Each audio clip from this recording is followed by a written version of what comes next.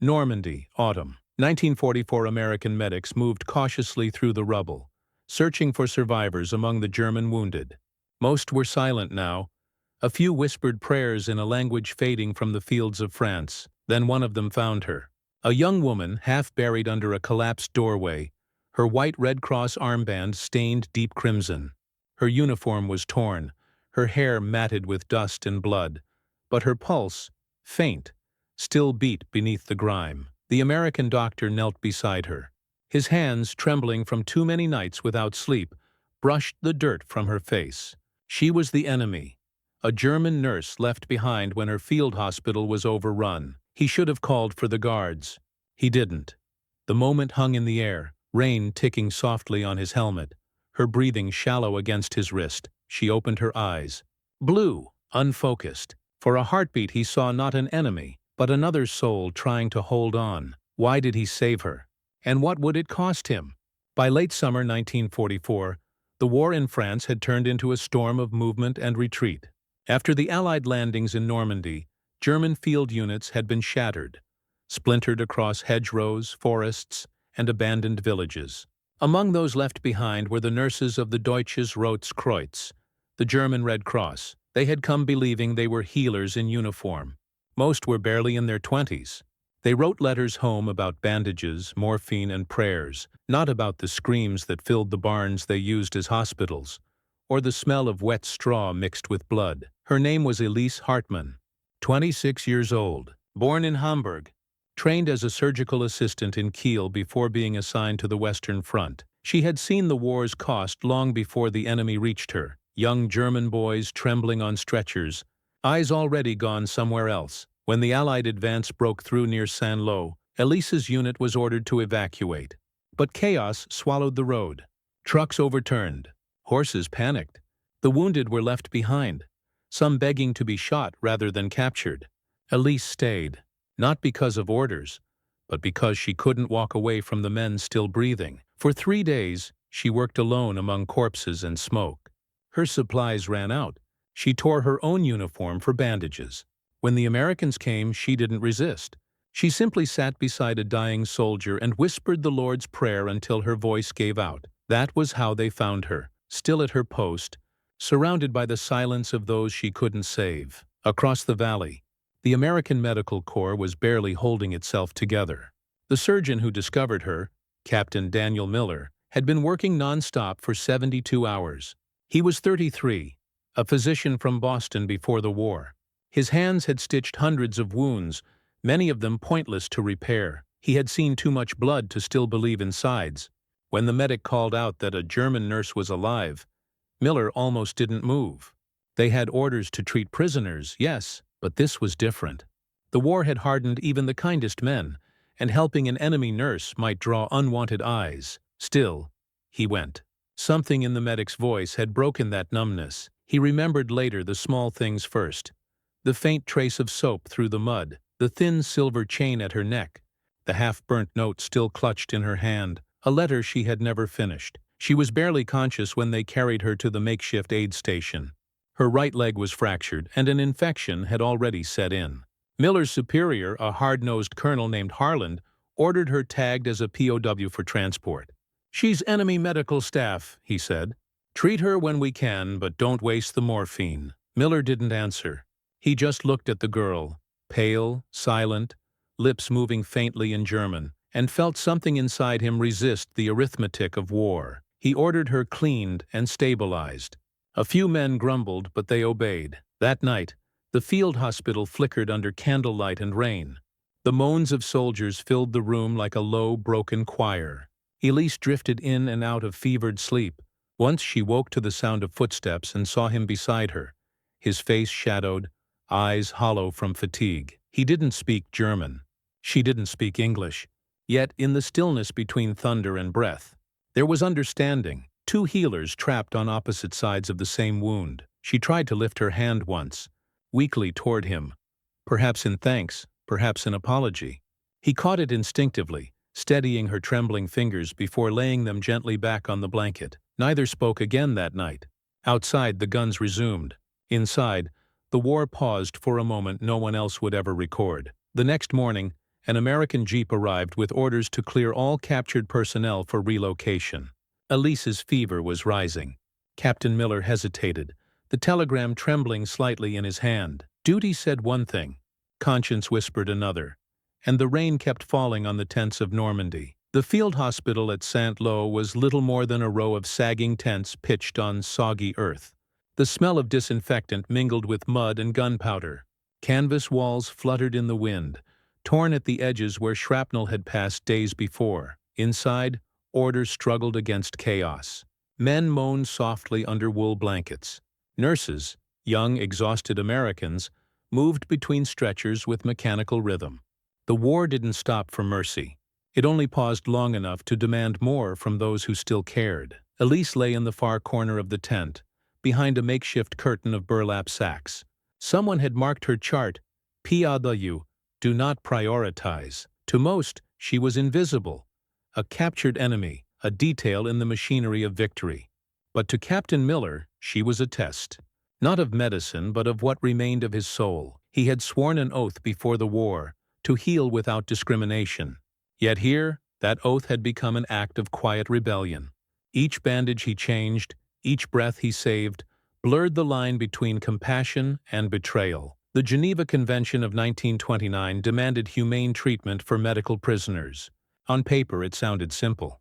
In practice, it was complicated by fear, propaganda, and exhaustion. The German Red Cross had been militarized under Nazi command, turning nurses like Elise into soldiers in the eyes of the Allies. Their neutrality was gone the moment they wore the swastika on their armband. Still, many of them had joined before the war turned dark. Elise had written once, her unfinished letter still folded in her coat pocket, "Mother, I am not afraid of the wounded. I am afraid of what war makes of men who once wanted to heal." Miller found that letter while checking her uniform for medical tags. He didn't understand the words, only the handwriting. Delicate, rounded, written with care even in haste. He returned it to her pocket, feeling as though he'd touched something too private to keep. When she awoke again, it was dusk. The tent glowed dimly, lit by kerosene lamps. Miller stood nearby, sleeves rolled to his elbows, washing his hands in cold water.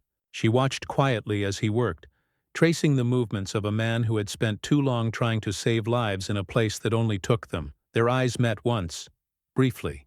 He nodded, almost imperceptibly, a gesture that in another time might have meant "you're safe here." Elise didn't know what to say. Her English was broken, her body weak. So she whispered the only words she could form, "Danke." He paused, drying his hands, and answered softly, "You're welcome." It was the first time either of them had spoken since she was found. Outside, the war was moving fast. Columns of American troops rolled eastward, while the remnants of the German army fled toward the Rhine. But inside that tent, time moved differently, slow, deliberate, fragile. Each day she lived became an inconvenience to command. Supplies were short, and Miller's colleagues began to notice the attention he gave her. "Doc," one of them muttered, "you're spending a lot of time on a Kraut nurse." He ignored the remark, but it followed him like a shadow. In quieter moments, he questioned himself. Was it pity? Professional pride? Or something harder to define? A connection born not of attraction but recognition. She reminded him of the nurses he'd trained back home. The way she watched over others even when barely conscious herself. The way she tried, through fever and pain, to reach for her medical kit when another soldier cried out nearby. War had not stolen her instinct to care. That, he realized, was what disturbed him most. Late one evening, Miller walked through the camp perimeter, the night fog curling around his boots. He heard the distant echo of laughter, young soldiers celebrating survival. For a fleeting moment, he envied their simplicity. Inside his tent, a different war raged, a silent one between his orders and his conscience. He knew if anyone reported him for overstepping, his career would end. Yet watching her fight for life, he could no longer see an enemy. He saw a mirror, someone trying to remain human when everything around demanded otherwise. In her, he found proof that compassion could still survive the trenches, even when logic said it shouldn't. As her fever finally broke, the night rain returned. Miller sat beside her cot, his notebook open, recording vitals by candlelight. Elise stirred, her voice faint. You are... Doctor? She asked, her accent soft but clear. He nodded. Yes, you? She hesitated, then managed, Nurse? Their exchange was simple, almost childlike. But in that simplicity lay everything, the recognition that they were, at heart, the same kind of people trapped in a world gone mad. Outside, thunder rolled across the hills. Inside, two enemies shared the same fragile silence, the silence of those who still remembered how to heal. By dawn, the orders would come again. She was to be transported with the next convoy of prisoners. But something in Miller had already changed. He didn't know it yet. But soon, his choice to save her would turn into defiance, and defiance would become a story history tried to forget. The war outside had begun to drift eastward. But in the field hospital near Saint-Lô, another kind of front line remained. A moral one. It ran invisibly between two cots, two people, two nations, that had learned to fear each other. Elise awoke one morning to a shaft of sunlight cutting through the tense fabric. For the first time in weeks, she could smell something other than blood. Coffee, bitter and burnt, carried on the damp air. Her hands trembled as she reached for the mug the orderly left by her cot. It was chipped, the handle cracked, but warm, and that warmth startled her more than anything. In her mind, warmth had become dangerous. For months she had lived in cold orders, cold faces, cold prayers whispered over dying men. She had forgotten what mercy felt like. The nurse across the aisle, an American woman named Mary Evans, offered a cautious smile when their eyes met. Elise tried to return it, but the motion hurt. She still wore her German insignia. No one had taken it from her. Not out of respect, but because no one wanted to touch her uniform. Every movement reminded her that she was no longer Fräulein Hartmann of the Red Cross. She was prisoner 2641. Yet, through her fevered dreams, one face returned, calm, worn, American. The doctor's. Sometimes she thought she imagined him, this man who looked at her not as an enemy but as a patient. But each day she awoke and found him still there, notebook in hand, coat sleeves rolled, speaking softly to the nurses as if the war existed somewhere else entirely. She wondered how a man could remain gentle here. Captain Daniel Miller had long stopped believing in heroes. By 1944, he'd seen enough of them arrive confident, clean-shaven, and leave carried under white sheets. He didn't hate the Germans. He hated what war made of everyone, himself included. The nurse's arrival had stirred something he hadn't felt since medical school. Purpose. When he worked on her, he didn't feel like a soldier. He felt like a doctor again. That frightened him. One afternoon, as he checked her pulse, Harland, the commanding surgeon, stepped in. Still wasting your time on the Fräulein? Miller didn't look up. She's stable now. Stable? Harland snorted. She's a POW. We're short on penicillin. You know what that means? Miller did. It meant she'd be given none. Supplies went to the Americans. He said nothing. But that night, he took a small vial from the locked cabinet, half of what he'd saved for emergencies, and hid it in his coat. He didn't call it mercy. He called it medicine. Still, he couldn't shake the thought, if anyone finds out, they'll call it treason. When he injected her arm under the dim lamplight, she didn't wake. But her breathing steadied. Her fever softened. He sat beside her for a while, watching her chest rise and fall, and felt the guilt seep in like cold through his boots. War had rules. Healing her broke them all. Between the Allies and the Germans, there had always been more than a war of armies. It was a war of values, of how mercy was defined. To the Americans, compassion was an act of individual conscience. To the Germans, especially those raised under the Reich, mercy was duty, not emotion. Elise had been taught to obey, to treat only those her command permitted. But in France, the front dissolved, and so did certainty. She had tended wounded French civilians in secret, knowing it could cost her rank. Now the irony wasn't lost on her. It was an American breaking his own rules to save her. Sometimes, when Miller passed her cot, she caught fragments of conversation between the nurses. "Crazy, isn't it?" one whispered. "He looks at her like she's one of ours." Elise pretended not to understand, but the tone said enough. She was the foreign element, the question mark in their midst. Still, the gestures continued. Miller had arranged for her to receive soup twice a day. Her bedding was cleaner than most POWs. When her pain flared, he found excuses to check her dressing himself. No one could prove favoritism. Yet everyone felt it. On the sixth day, as the evening sky turned the canvas tent pale gold, Elise found the strength to speak again. "You shouldn't help?" she murmured, her accent thick. Miller looked up from his notes. "Why not?" She hesitated, searching for the word. "Enemy." He studied her face for a moment. Not the uniform, not the flag on her sleeve. Just the face. "I stopped keeping score," he said quietly. For a moment, neither moved. The war outside felt distant, muffled by the sound of rain against canvas. She turned her gaze away, but her eyes glistened. She wasn't crying, not fully, but her composure, that disciplined calm of a German nurse, cracked slightly at the edges. It wasn't what he said. It was how he said it. Without hatred, without pity. That night, the orderlies joked about the Kraut angel in the corner cot. But Miller didn't laugh. He sat at his desk long after lights out, staring at the same entry in his logbook. Case Chadr 79.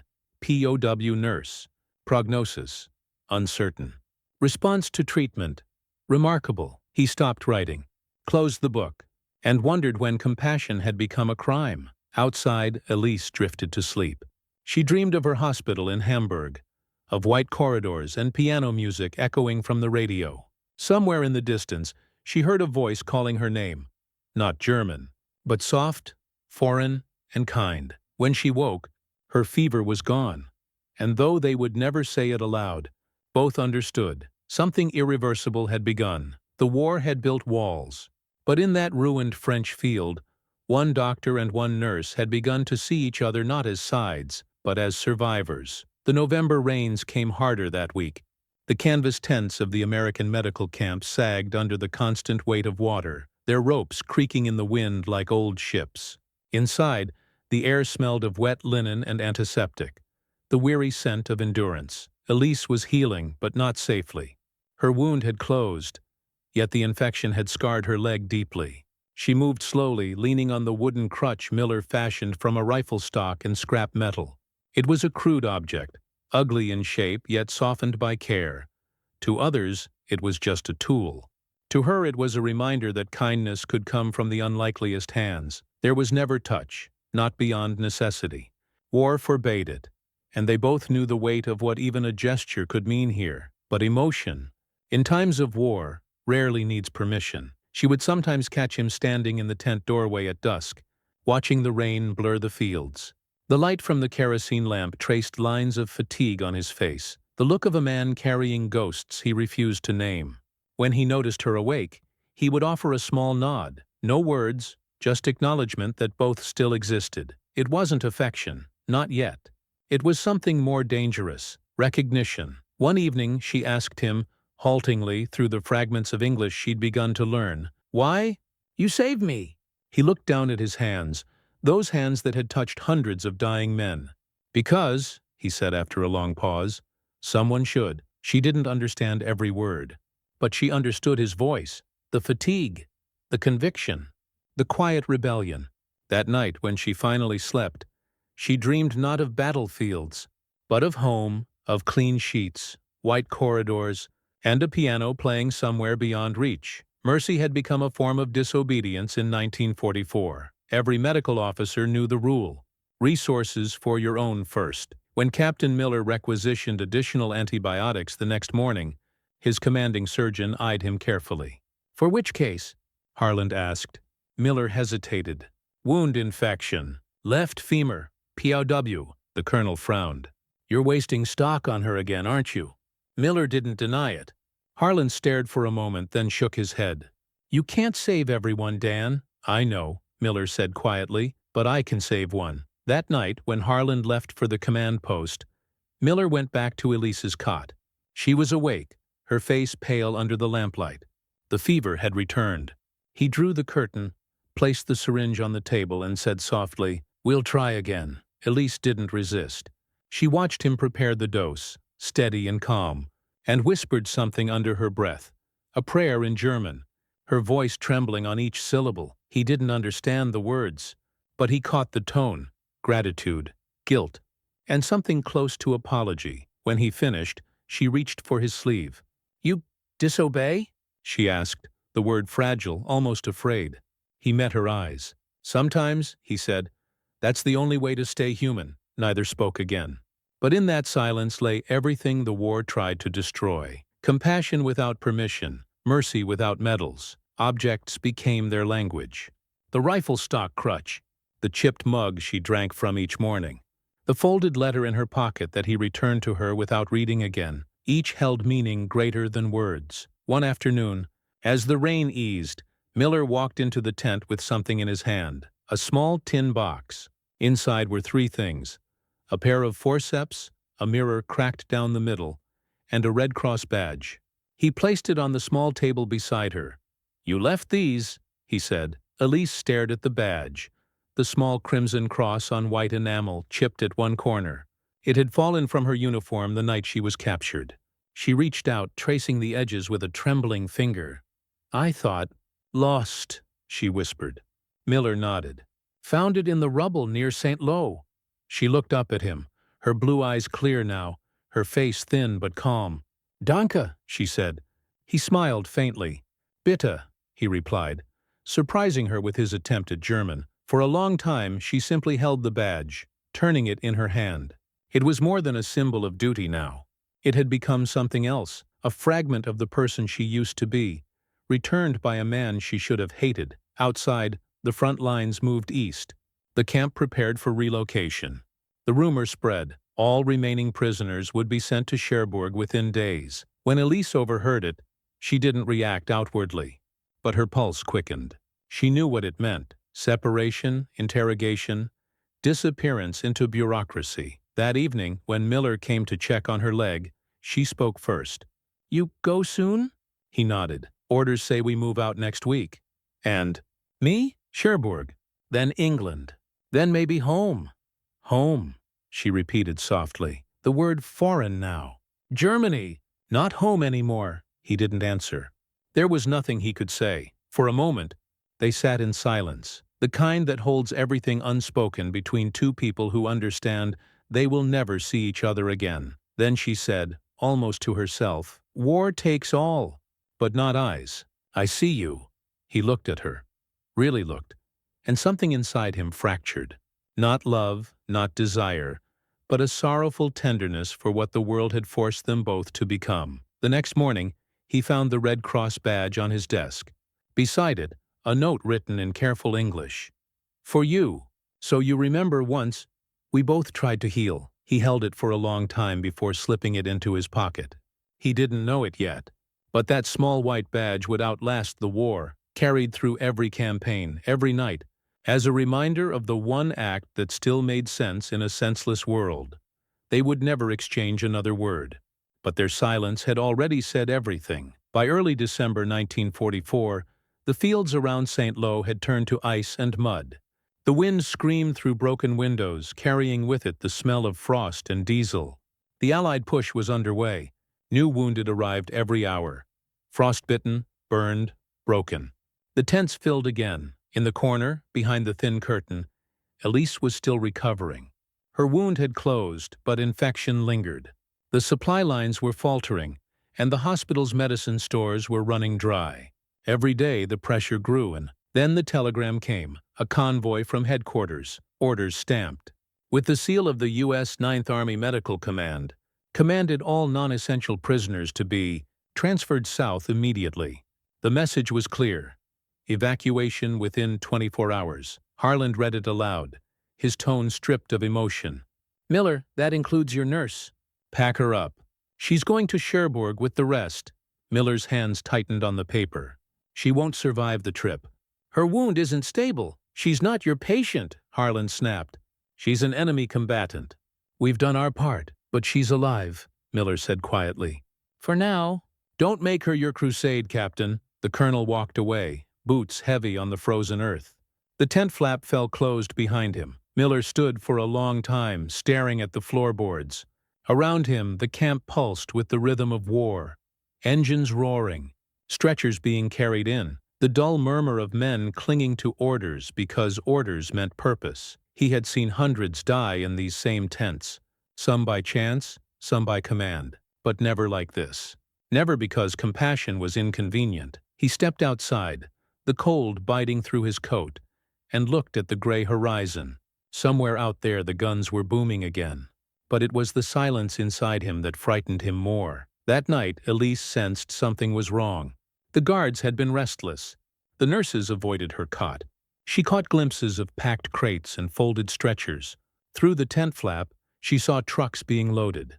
The black letters U.S. Army Medical Corps painted on their sides, ghostly under the moonlight. When Miller entered, she didn't greet him with the usual fragile smile.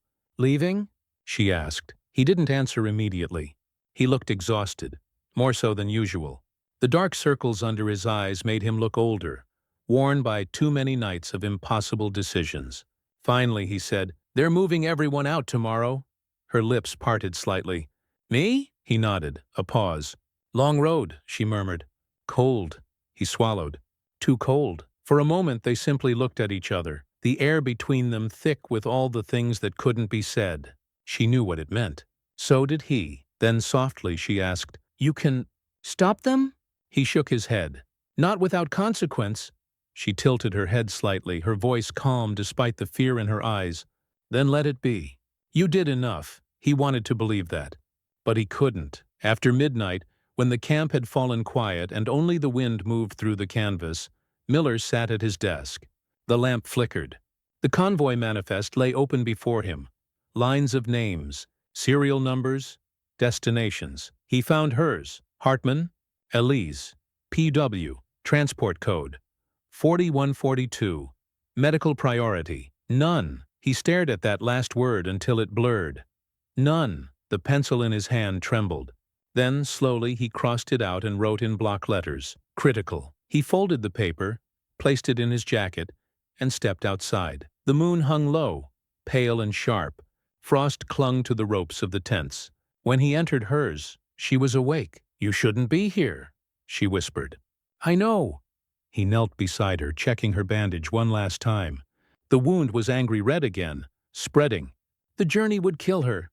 "I can't send you like this," he said quietly. "You have no choice," she murmured. "Maybe not, but I can choose how you leave." He hesitated, then pulled something from his coat pocket, a small vial wrapped in cloth. "The last of the penicillin." Elise's eyes widened. "No." "That's for whoever I decide," he said, cutting her off gently. She watched as he prepared the injection, her breath trembling. "You risk everything," she said softly. He didn't look up. "Everything's already been risked." The needle pierced her skin. The silence was absolute, broken only by the faint hiss of the rain on canvas. When it was done, he sat back, staring at the pale imprint of her wrist on his glove. "You'll sleep now," he said. She nodded weakly. "You always save?" He gave a faint, tired smile. "Only the ones who make me remember why I should." She closed her eyes.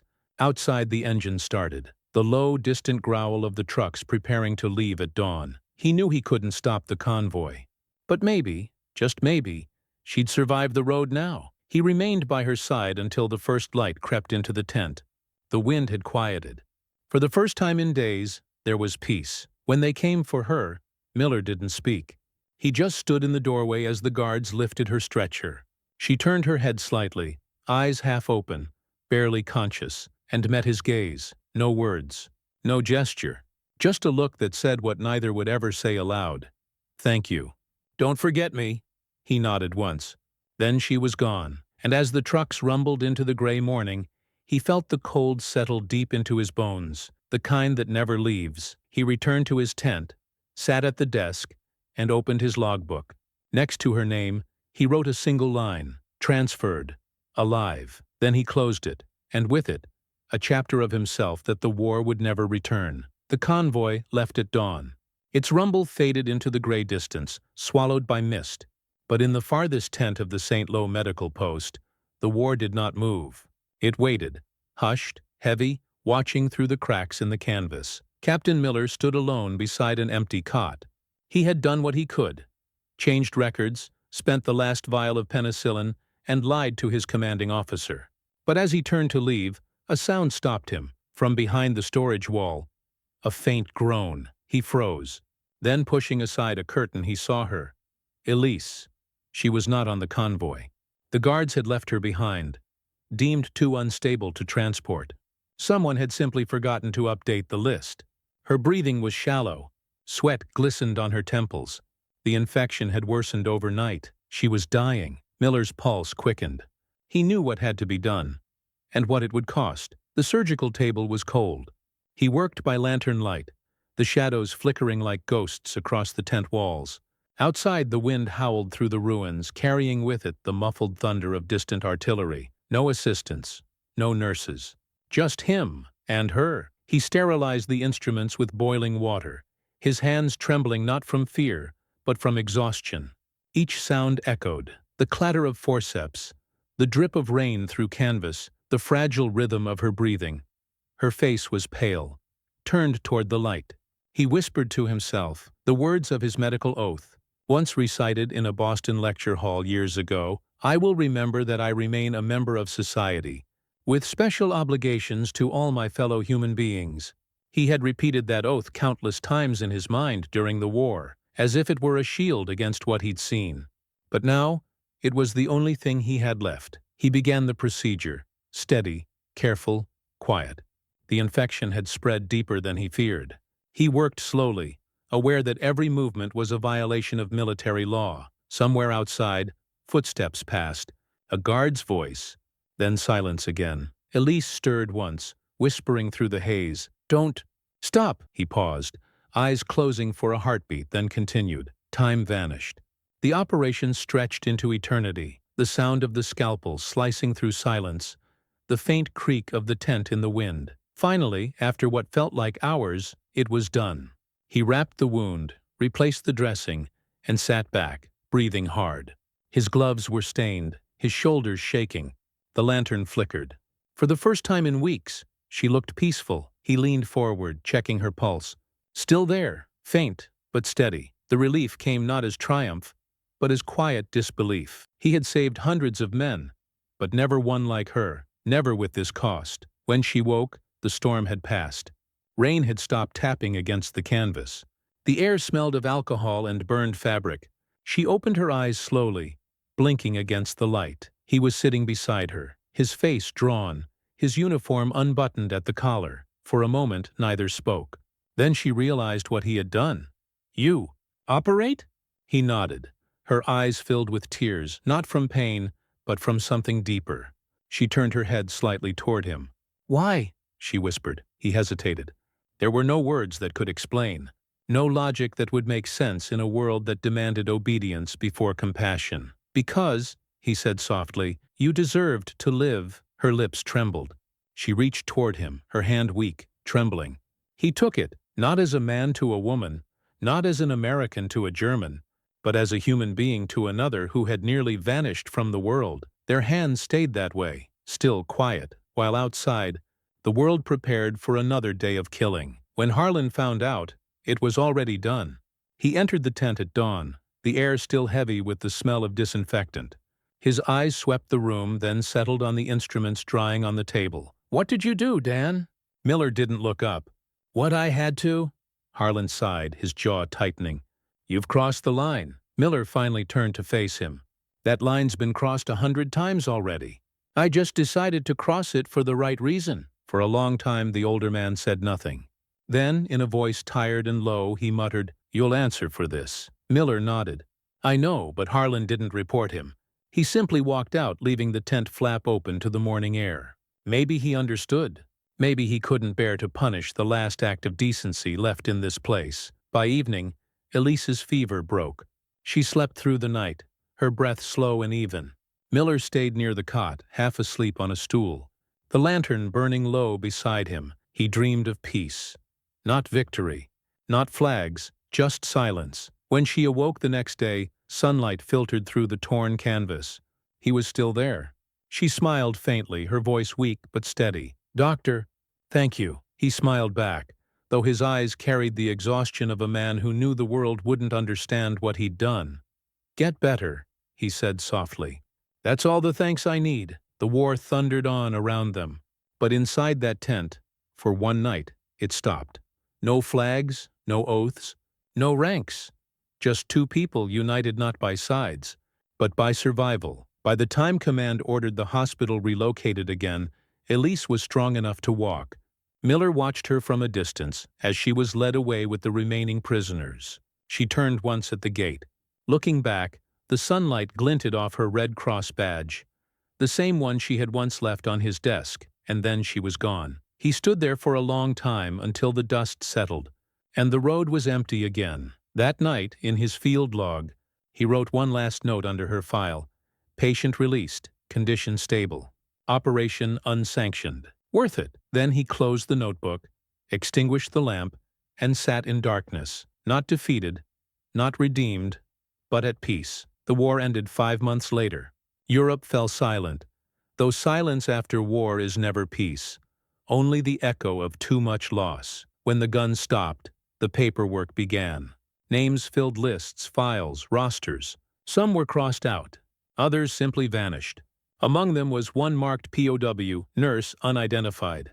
Her medical tag, water-stained and smudged, bore a single word in American handwriting: saved. Captain Daniel Miller was discharged in the autumn of 1945. He returned to Boston, to a hospital with clean white walls and electric lights that didn't flicker. But even surrounded by peace, he couldn't rest. The quiet made him uneasy. He kept a small box on his desk. Nothing military, just an old field tin. Inside lay two things: his Red Cross armband, faded by rain, and a small enamel badge, white, with a crimson cross chipped at the edge. He told no one where it came from. The war had taught him that not all wounds were visible. His hands healed others easily, but his mind refused to forget the faces of those he couldn't. And among them, one returned often. A face pale under the lamplight, whispering Danke before the world turned gray again. He tried to write once, a letter, never sent. It began simply: to the nurse I left in France. I hope the world was kind enough to let you live. He folded it, sealed it, and placed it inside the tin. Then he closed the lid and went back to work. Elise Hartmann did live. Barely. After her recovery at the St. Lo post, she was moved through a chain of American-run prisoner hospitals: Rennes, then Le Mans, then finally a Red Cross exchange point near the Swiss border. She was released in late 1946, along with dozens of captured German medical personnel, but the Germany she returned to no longer existed. Her family home in Hamburg had been reduced to stone and silence. Her parents gone. Her country split between guilt and hunger. She found work again. Not as a nurse, not at first. The hospitals were full of ruins and shortages. She spent years caring for displaced children, many of them orphaned by both sides. People called her the quiet nurse. No one knew her story, but sometimes, when a sick child clutched her hand and whispered, "Danke," she would pause, and a flicker of something passed across her face, like sunlight through dust. At night she kept one possession close: the folded letter she had never finished in 1944, found in the pocket of her old uniform when she was released. The last words she had written before the shelling came were these: "If I do not return home, remember that I went where I was needed most." She never mentioned the American doctor to anyone. Not out of shame, but because there were no words for what had happened. It was too fragile to survive translation. In 1952, the International Committee of the Red Cross began compiling testimonies of wartime medical staff from all nations. Elise, then living in Lübeck, received a letter requesting an interview. She declined. But in the return envelope, she enclosed a note and an object. The note read, "Please include this in your archive." It belonged to someone who remembered mercy. The object was a medical tag. Metal, dented, marked faintly in pencil with a single word: saved.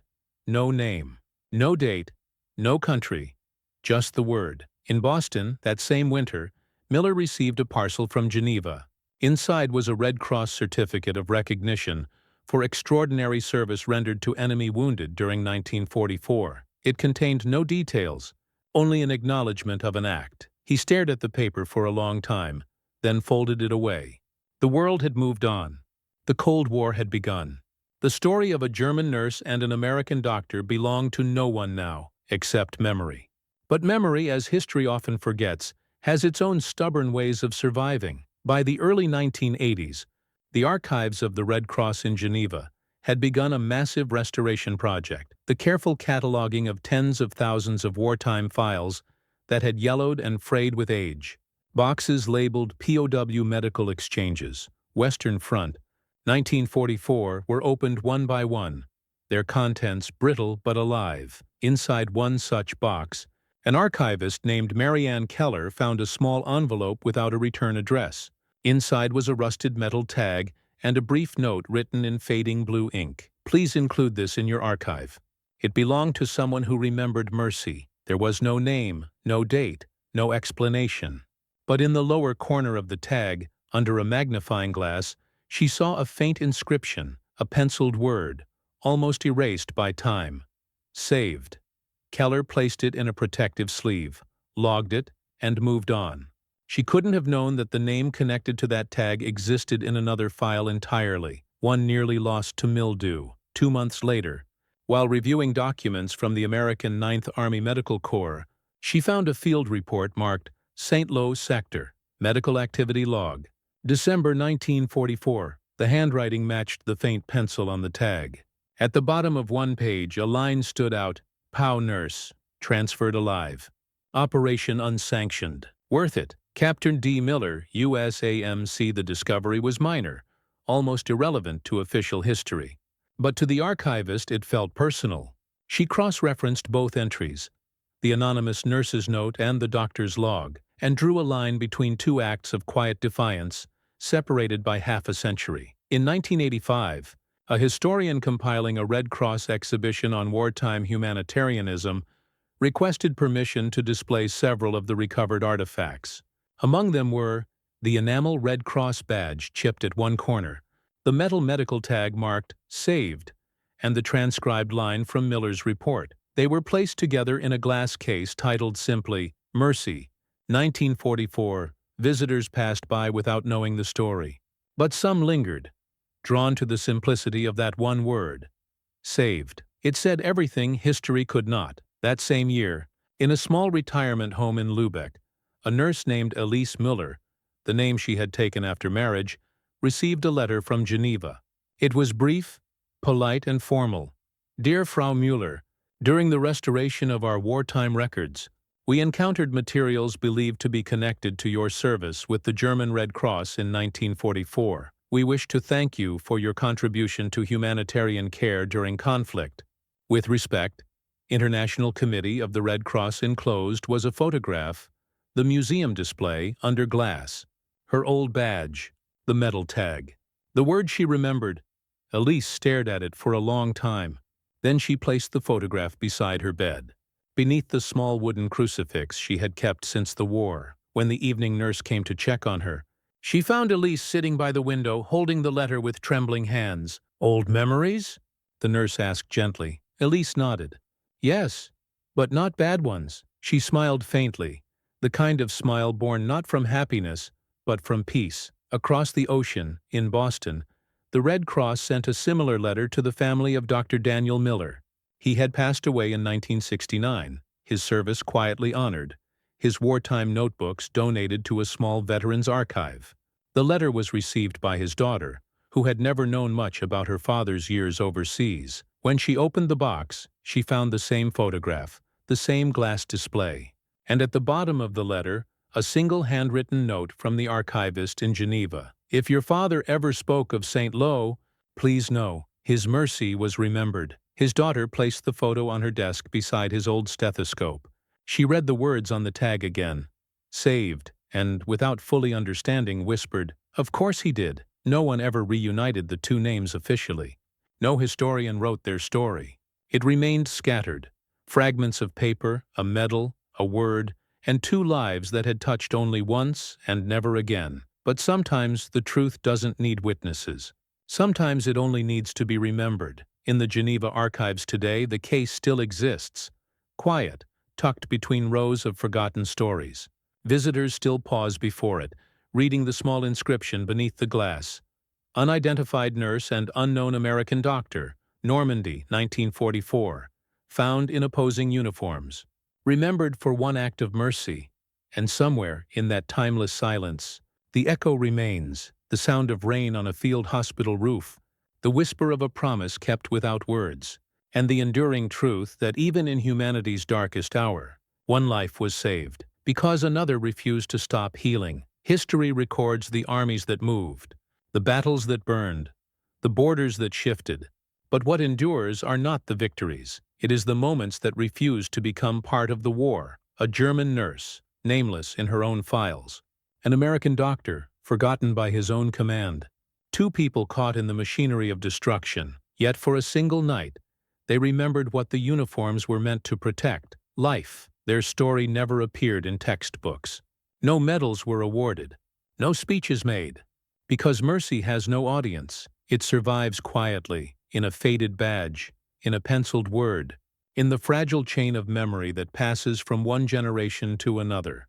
When you walk through the archives of the Red Cross today, you might pass that small glass case without noticing it. But if you stop, if you look closely, you'll see the reflection of your own face faintly mirrored on the glass. And in that reflection lies the question every war leaves behind. When everything around you demands hate, will you still choose to heal? For Captain Miller, the answer was yes. Once, in the winter of 1944. For Elise Hartmann, the answer was survival, not just of her body, but of her belief that kindness was still possible. They never met again. But somewhere in the space between their lives, something endured, the proof that even in the black and white ruin of war, compassion still held color. And maybe that is what history truly is, not the noise of nations, but the silence of one human heart recognizing another, because in the end, war forgets. But mercy remembers. In a world tearing itself apart, one doctor remembered how to heal.